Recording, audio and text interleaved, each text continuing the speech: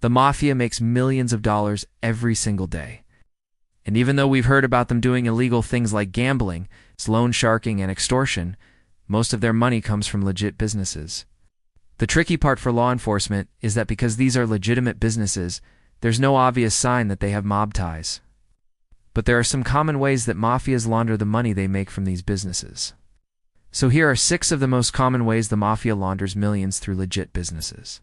Number 1. Casinos. It's almost common knowledge at this point that organized crime groups make huge amounts of money through casinos. The reality is that it's very easy to skim money off the top when you're rerunning a casino. A lot of people gamble in casinos without keeping track of what they win or lose. So it is not hard to keep a few extra bucks here or there for yourself without being noticed. Furthermore, the hazy nature of gambling means that if you lose a bunch of money at a casino, you can just chalk it up to a bad beat rather than theft. This is why many casinos are owned by the mafia. In fact, the largest mafia families in the United States got their start through illegal gambling dens. While gambling was outlawed in the US, the mafia saw an opportunity to make lots of money. So they started running illegal lotteries, poker games, and sports betting rings.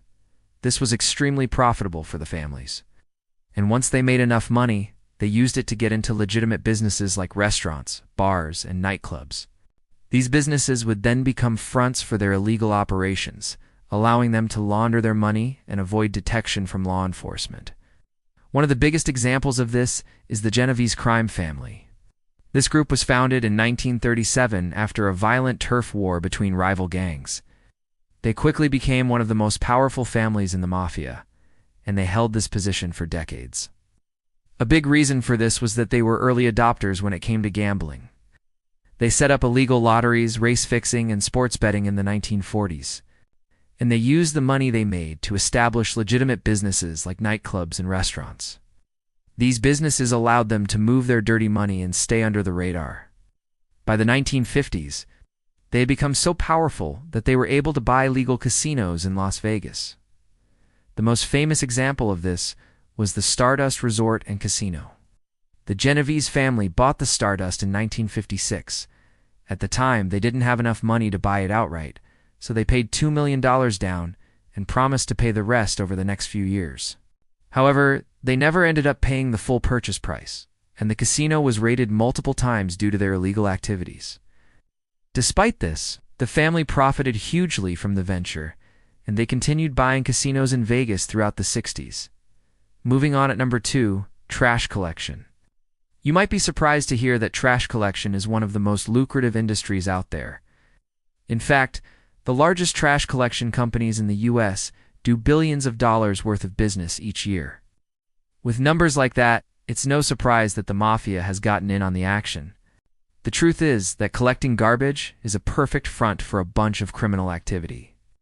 For starters, people don't really care who's collecting their trash as long as it gets done. This means that the mafia can operate with very little oversight. Additionally, most garbage collectors work alone. This makes it easy for them to collect money and goods without raising any suspicion. It also makes it easier for them to intimidate other criminals and business owners who get in their way. Probably the most infamous mafia-run trash collection company is the Colombo crime family's automated waste collection. This New York-based company was founded in 1981, and it quickly became one of the most successful waste management companies in the country. At its peak in the late 80s, the company did $30 million worth of business every year. However, the family's control over the company became obvious after several mobsters were arrested for extortion. After this, the company was raided, and investigators found that most of their financial records were missing. Eventually, the company was shut down, and the family lost their lucrative source of income. Next up, at No. 3, construction. Construction is another industry where it's possible to make millions of dollars, and it's also another industry that's rife with opportunities to launder money.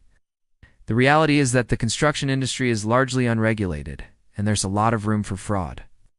This means that mobsters can easily hide their ill-gotten gains in construction projects without drawing attention to themselves. All they have to do is inflate the cost of materials or labor and then pocket the difference. Luckily for them, the construction industry is already full of shady contractors and middlemen, so it's not hard to blend in. The Bonanno crime family is a great example of a mafia family that profited greatly from the construction industry. They gained notoriety in the 1960s, when they started demanding payment from contractors working on public projects. They also started skimming money from union pension funds. This allowed them to fund a bunch of construction projects around New York City. For example, the family made millions of dollars by skimming money from Local 28 of the International Brotherhood of Electrical Workers.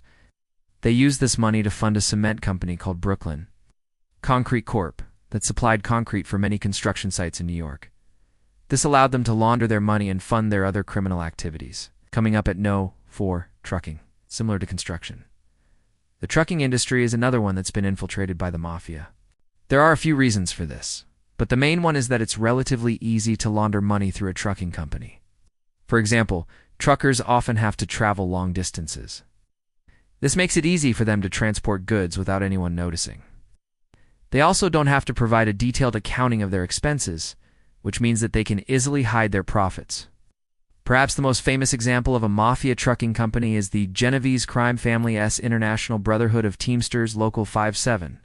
This family was founded in the 1930s, and it quickly became one of the most powerful unions in the country.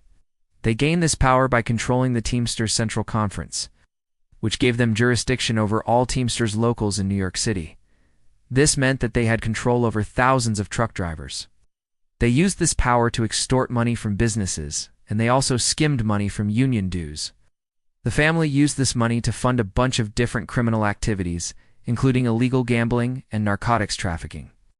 At No. 5, we have restaurants and bars. Restaurants and bars are one of the oldest mafia fronts in existence. As far back as the early 1900s, Italian-American gangs were running illegal gambling and drinking establishments. These businesses provided the perfect opportunity to launder money because they dealt in cash, and there was very little oversight. This meant that the mafia could easily hide their profits from the government. On top of that, restaurants and bars are a great place to meet people and exchange information. This made it easy for the mafia to stay in touch with their associates. While laundering their money, it wasn't until the 1970s that authorities started cracking down on mafia-owned restaurants and bars. But by that time, the mafia had already diversified their holdings. Even though they no longer owned as much of the restaurants and bars as they used to, they still owned some, and they still used them as fronts for their criminal activities. Finally, at No. 6, unions. Labor unions have been a major player in organized crime since the early days of the mafia. The reality is that unions provide the perfect environment for mobsters to thrive. For starters, unions are full of people who are willing to break the rules. This is because many union members are desperate for work, and they'll do whatever it takes to keep their jobs. Mobsters can take advantage of this desperation by pressuring union officials to hire certain people. They can also use violence to intimidate union members into doing what they want.